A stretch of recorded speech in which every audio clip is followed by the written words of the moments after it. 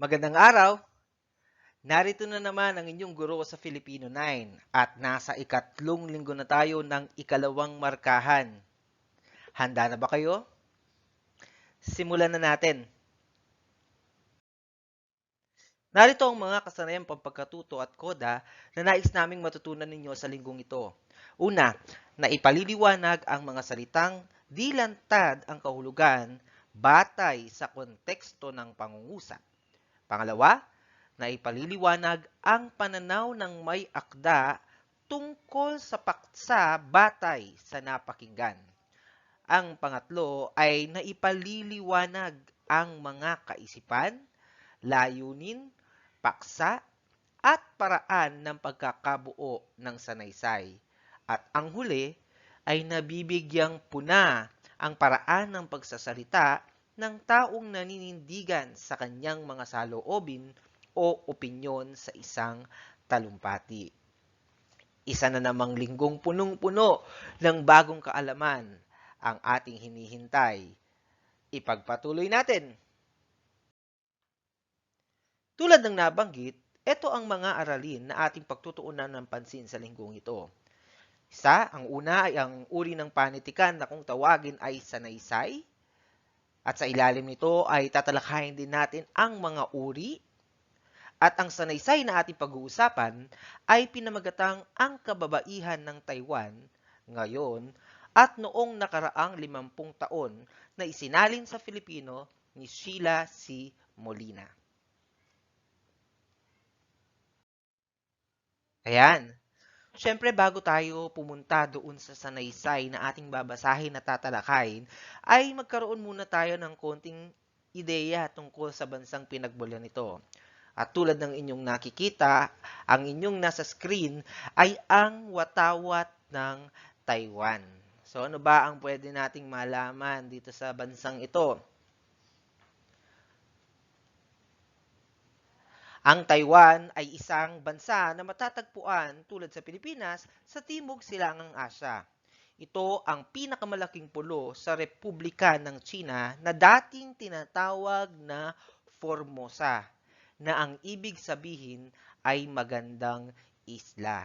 Okay, so ito daw ay pinakamalaking pulo. Okay, matatagpuan sa pinakamalaking pulo sa Republika ng China. Ang Taiwan din ay kilala bilang isa sa mga bansang nangunguna sa larangan ng teknolohiya. So magaling sila sa parting iyan, ang mga Taiwanese. So magaling sila sa teknolohiya. At ang huli, karamihan ng mga Taiwanese ay may traditional na pagpapahalaga batay sa Confucian ethics. Kasama rito ang kagandang asal, karunungan at angkop na ugnayang sosyal. Yan, konting kaalaman lamang tungkol sa bansang pagmumulan ng sanaysay natin, yung pinamagatang kababaihan ng Taiwan. Okay? So, sabi natin kanina, ang uri ng akdang pampanitikan natin ngayong linggong ito ay tungkol sa sanaysay. So, ano nga ba ang sanaysay? Madalas ito yung pinagagawa sa atin kapag hinihingan tayo ng opinyon tungkol sa isang paksa ng ating guro. Kapag gumagawa tayo ng ipinapahayag natin yung saloobin natin tungkol sa isang paksang ibinigay niya sa atin. So, madalas ito ang pinasusulat sa atin.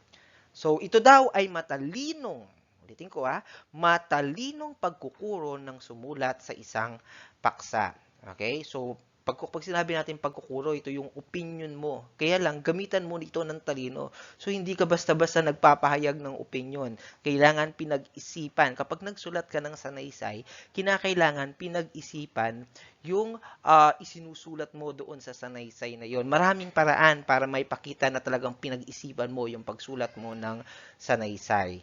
Okay? Ang sanaysay ayon kay Alejandro G. Abadilla, ay pagsasalaysay ng isang sanay.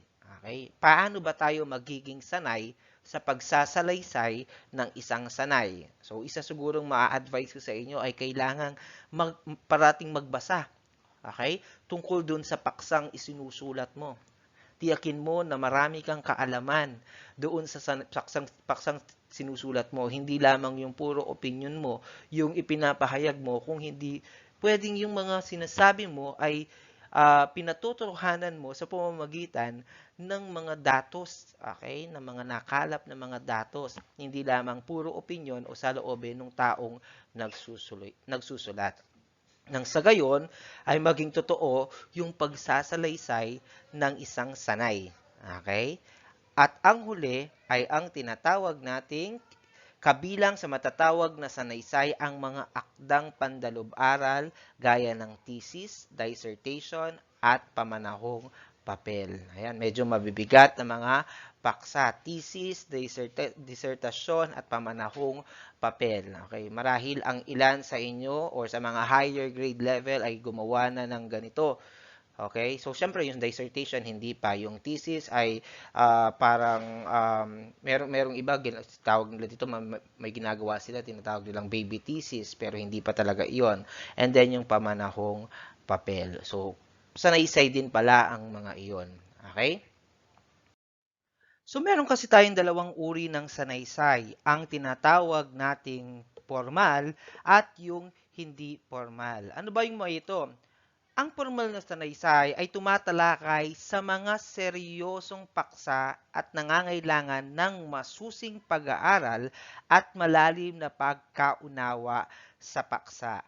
Okay, so bigyan natin ng diin yung mga importanteng salita dito. Ang sabi, dapat ay seryosong paksa at kailangan ng masusing pag-aaral, ng matinding pag-aaral at malalim na pagkaunawa sa isang paksa.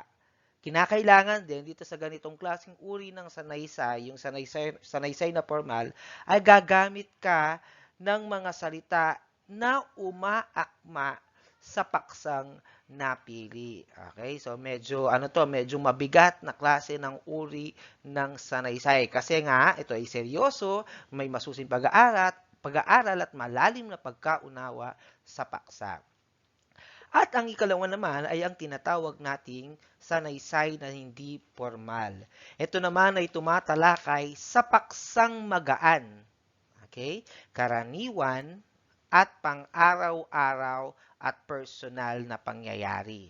Okay? So ito ay naglalaman ng iyong opinyon o kuro-kuro tungkol sa mga karaniwan at pang-araw-araw na pangyayari o personal na pangyayari sa buhay ng isang tao.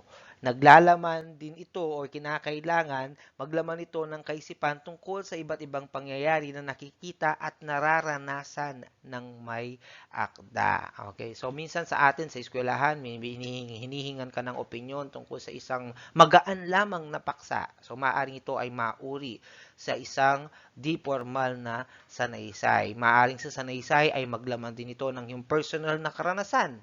Okay, na ibabahagi mo. Mayroong mga salitang ginamit na magaan at hindi ganoon kabigat katulad ng formal. Hindi kailangang seryoso ang nilalaman ng isang sanaysay na hindi formal. Okay? Yan, meron na tayong konting kaalaman tungkol sa sanaysay, isang uri ng hakdang pampanitikan, yung dalawang uri nito. So ngayon naman, bago tayo magtungo dun sa ating babasahin at tatalakayin sanaysay na nanggaling ng Taiwan, ay bigyan muna natin ng kahulugan yung mga salita na makikita natin doon sa sanaysay na iyon. So ito yung gawain na yan, hindi nyo na kailangan gawin sa inyong module. Pag-uusapan na natin ngayon, hindi nyo na kailangan ipas. So sasagutin natin ang mga talasalitaan na makikita nyo sa gawain 1.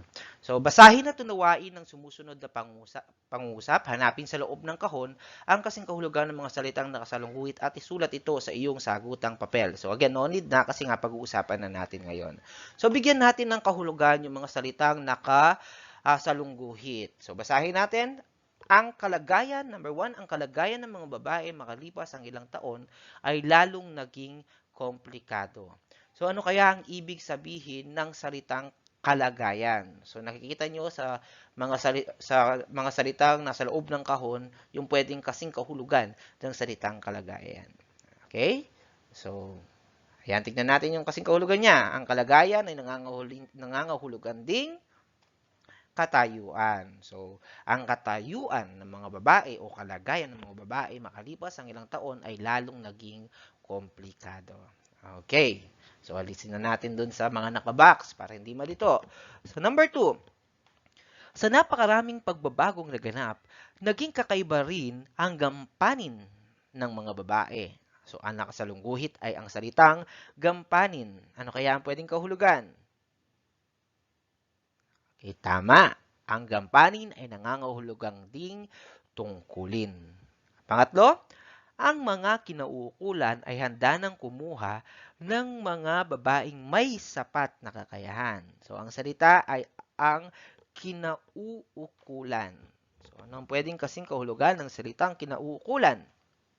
Ito ay namamahala. Ang mga namamahala ay handa nang kumuha ng mga babaeng may sapat na kakayahan. At pang-apat, maraming kumpanya rin ang nagpakita ng mabuting pagtrato at pagtanggap sa kababaihan. Pagtrato, ito ay nangangahulugang pakikitungo. So, mabuting pakikitungo. At ang huli, hanggang ngayon, patuloy pa ring hinaharap ng kababaihan ang ating mundong mapanghamon. So, ano ang kasing kahulugan ng salitang mapanghamon? Pakikitungo ba? Mapanubok? Nagmamay-ari? Okay, tama kayo dyan. Ang kasing kahulugan niya ay mundong mapanubok. So, mapanubok ang ating kasing kahulugan. Ayan. Handa na tayong harapin yung sanaysay na nanggaling ng Taiwan. Ang kababaihan ng Taiwan, 50 taon noon at ngayon. Tignan natin. So, ang pamagat ay ang kababaihan ng Taiwan ngayon at noong nakaraang 50 taon. So, dito sa aking presentation ay hindi ko na ipinakita yung kabuang sanaysay. So, pag kayo ay nagbasa ng sanaysay, makikita nyo naman sa inyong module. So, bibigyan lang natin ng punto dito ay yung mga nais bigyang diin nung sanaysay dun sa mga kababaihan ng Taiwan noon at ngayon. Yung paghahambing na ipinakita doon sa sanaysay na iyon. So, noon daw, base dito sa ating sanaysay, noon daw, ang mga babae ay isa lamang katulad ng kasambahay. So, parang ang kanilang gawain, ang katungkulan nila ay ang manilbihan sa kanilang pamilya. So, 'di ba parang ganun din naman yung sa atin dito sa Pilipinas, no? Noong unang panahon ng tinutukoy ko. So, ang gawain ng mga kababaihan ay parang kasambahay. Bakit? Dahil sila ay nananatili sa bahay, sila ang gumagawa, sila ang inaasahang makatapos at mamahala sa loob ng tahanan. Okay? Ang mga babae daw, ayon dito sa ating sanaysay mula sa Taiwan, ay walang karapatang magdesisyon dahil sa kanilang mababang kalagayan sa tahanan. Okay? So, hindi sila kabahagi dun sa decision making. Okay? Lalo na kung ito ay may kinalaman sa politika, sa trabaho, okay? So, wala silang kinalaman doon dahil sila lamang ay tagapangasiwa ng tahanan. Okay. Samantala, so pinakita yung mga katangian o yung mga kung paano ang mga kababaihan noon. Samantala, sa ngayon naman ay naging iba. Ayon dito sa ating sanaysay na kababaihan ng Taiwan ngayon at noon, nakaraang 50 taon, ay nagkaroon ng pag-iiba dahil ang mga kababaihan daw sa Taiwan ngayon ay nagkaroon ng naging komplikado ang kanilang mga tungkulin. Okay? Bakit daw? Sapagkat sila daw ay nagtatrabaho na, okay? Habang maliban sa pagtatrabaho ay may pananagutan pa rin sila sa mga gawaing bahay, 'di ba? So kung noon titignan natin, yung mga kababaihan sa Taiwan ay nananatili lamang sa loob ng tahanan, iba ngayon. Naging komplikado ngayon kasi inaasahan na sila ay nagtatrabaho, okay? Na tulad ng lalaki. And then, meron din silang pananagutan sa mga gawaing bahay. In fact, sila pa rin ang inaasahan sa mga gawaing bahay. So, yun yung pinagkaiba doon sa kung ang pag-uusapan natin ay yung pangangasiwa sa tahanan. Okay? Next, ano pa yung pinagkaiba ng noon at saka ngayon? Paano pinakita ng tekstong ito ng sanaysay na ito yon? Okay? Una, pagtaas ng sahod. Though, di ba nga, sabi nga natin, hindi na lamang nananatili sa bahay ang mga kababaihan ngayon sa Taiwan, kung hindi nagtatrabaho na rin sila. At hindi lang sila nakakatanggap ng basta-basta magkano lamang na sahod, kundi tumataas ang kanilang sweldo. Okay? Nagiging maganda ang kanilang posisyon. Okay? Bakit? Sapagkat ngayon sa Taiwan, ang edukasyon nabigyan ng pagkakataon ng mga kababaihan na makapag-aral. Okay? So nakakasabay sila doon sa mga kayang gawin ng mga kalalakihan. So nabibigyan sila ng pagkakataon na mag-aral. Okay? Unlike noon, okay, sa Pilipinas nga noon sa atin, kung ikukumpara natin, ang mga kababaihan ay nananatili lang sa tahanan at ang kanilang pinag-aaralan ay pananahi, pag-aalaga ng bata, mga sitwa sa tahanan, pananahi, okay, so nabanggit ko na. Sa gawaing bahay. Samantalang ngayon, katulad sa Taiwan, sa Pilipinas, ay nakakapagtrabaho din, okay, ang mga kababaihan. Next ay mas pinalawak ang pangangalaga sa mga kababaihan. In fact, dito sa Taiwan daw, napakataas ng pagpapahalaga sa mga kababaihan dahil yung dating 3 buwan lamang na maternity leave, okay, na ibinibigay sa mga kababaihan na nagtatrabaho dito sa Taiwan ay mabibigla ka dahil ang tagal, okay, ng kanilang maternity leave. So ang huling kalagayan na ipinakita sa Taiwan dito sa mga nagtatrabaho sa Acton Incorporated na nabanggit dito sa ating sanaysay ay gumawa sila ng batas at ginawang 1 taon ang maternity leave ng mga kababaihan. Okay? So yung pangangalaga nila sa mga kababaihan, napaka visible na pinapakita talaga nila. Kasi 'di ba sa atin ngayon nagbago dati mas mababa pa yung buwan na maternity leave. Ngayon, I think, hanggang 3 buwan na ang maternity leave ng mga kababaihan kapag sila ay nanganak. Pero sa Taiwan, kung pupunta ka ng Taiwan at kung ikaw ay Taiwanese, 1 taon ang kanilang maternity leave. Okay? Pinalawak ang pangangalaga sa mga kababaihan. Next ay naging mapanghamon ang kanilang gampanin. Okay? Sabi ko nga, naging komplikado, mas na-challenging, expected sila expected na gumawa ng 2 bagay, mabibigat na bagay, magtrabaho at saka mangasiwa sa tahanan. Okay, maraki ang pagkakaiba. So, tulad ng pinakita ng sanaysay na ito, malaki ang pagkakaiba ng mga kababaihan noon at saka ngayon. Okay, hindi lamang sa Taiwan kundi sa Pilipinas na rin, di ba?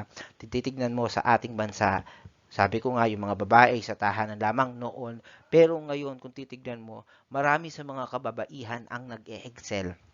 Okay? In fact, meron tayong mga naging pangulo na dati hindi naman humahawak, hindi man nakakaboto ang mga kababaihan. Pero meron sa kasalukuyan ngayon, meron na tayong mga babae na naging pinuno. Hindi lang basta-basta pinuno, kung hindi pinakamataas na pinuno sa ating bansa. 2 babaeng pangulo. Yun nga, alam natin si President Gloria Macapagal Arroyo at saka si Corazon Aquino.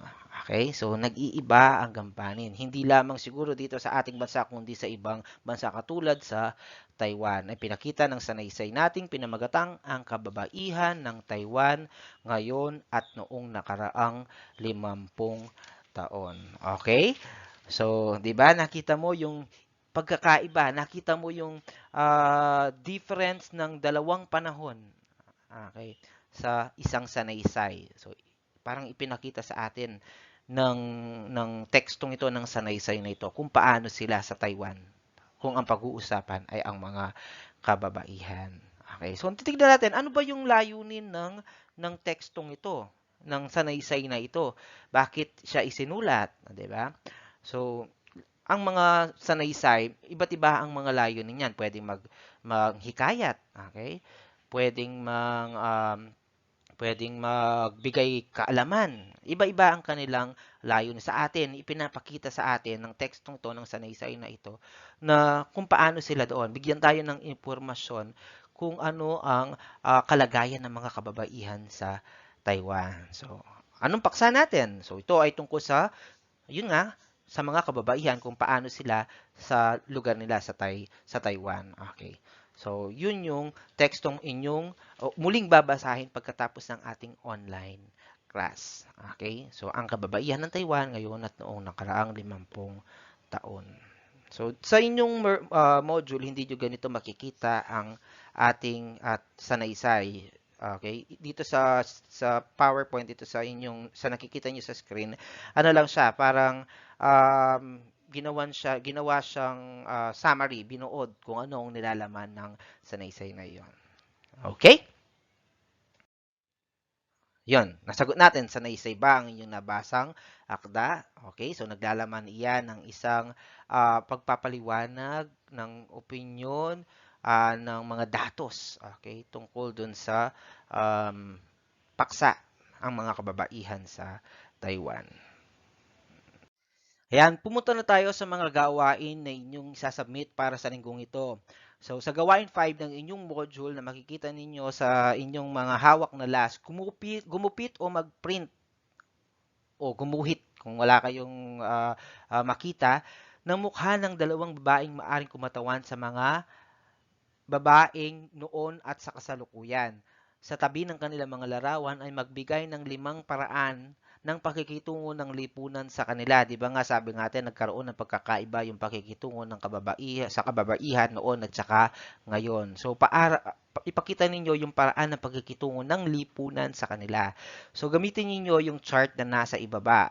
So tingnan niyo yung una, doon sa unang chart, larawan ng isang babaeng kumakatawan sa kababaihan noong nakaraang 50 taon. So gupit kayo ng larawan o kaya gumuhit kayo o kaya mag-print kayo ng larawan and then isulat niyo yung mga paraan ng pakikitungo sa kanila noon.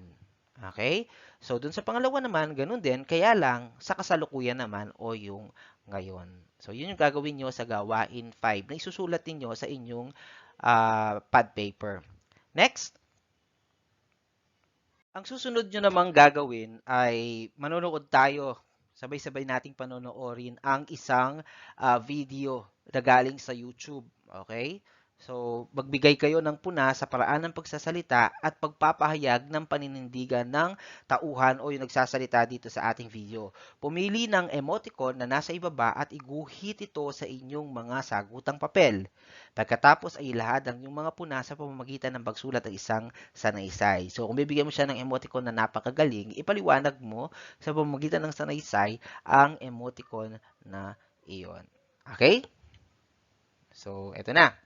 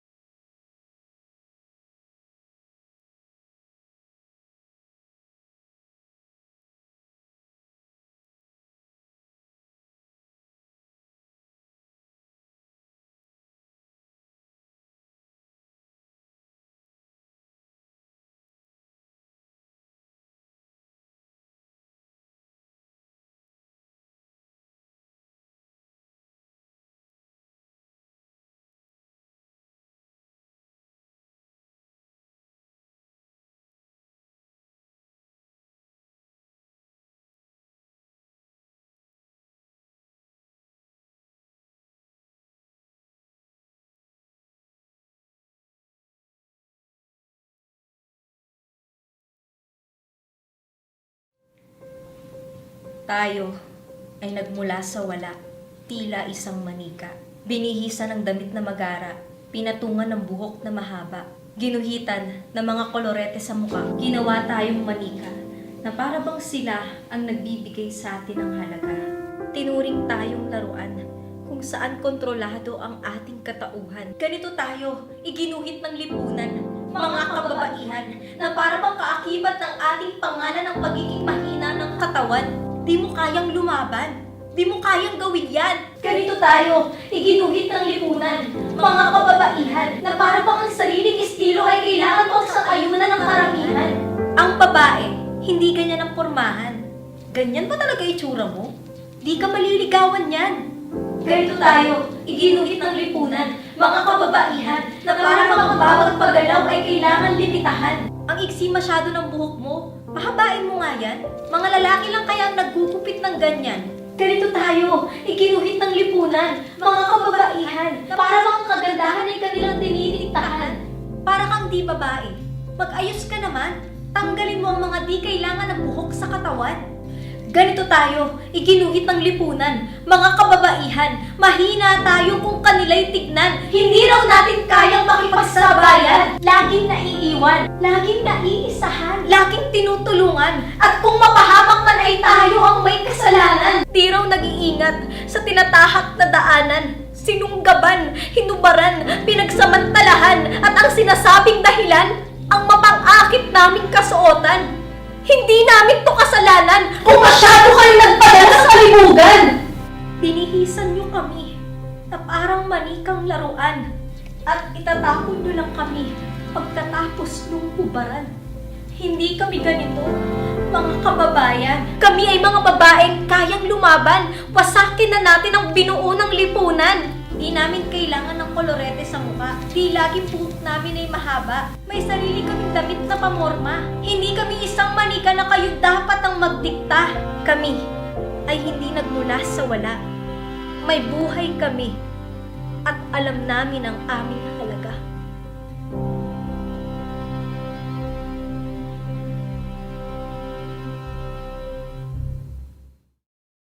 So guys, maraming salamat sa panonood. Sana nagustuhan niyo itong video na to. Marami ngayon ang nagkakalat na news about rape, about sa mga babae.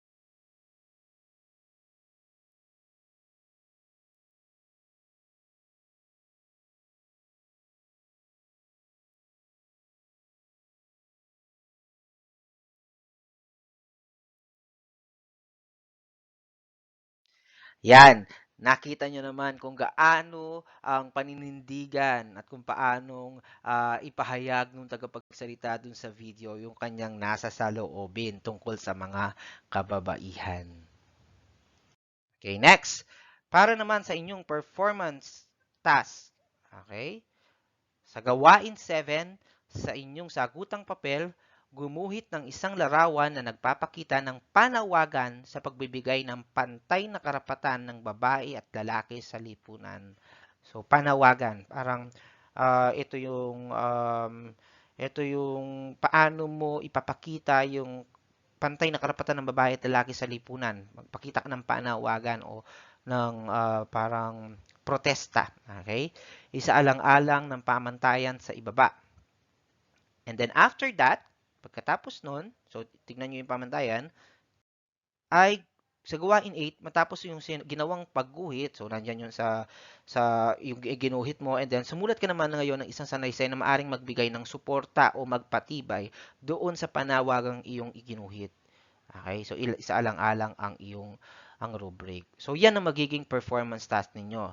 Okay, yun yung ipapasa nyo sa akin, sa amin sa ngayong linggong ito. Ikatlong linggo ng ikalawang markahan. So hanggang doon na lamang ang ating talakayan. Sana'y naunawaan ninyo kung ano ang sanaysay at ang mga dapat ninyong gawin sa linggong ito. Yan, maraming salamat at sa muling pagkikita. Paalam!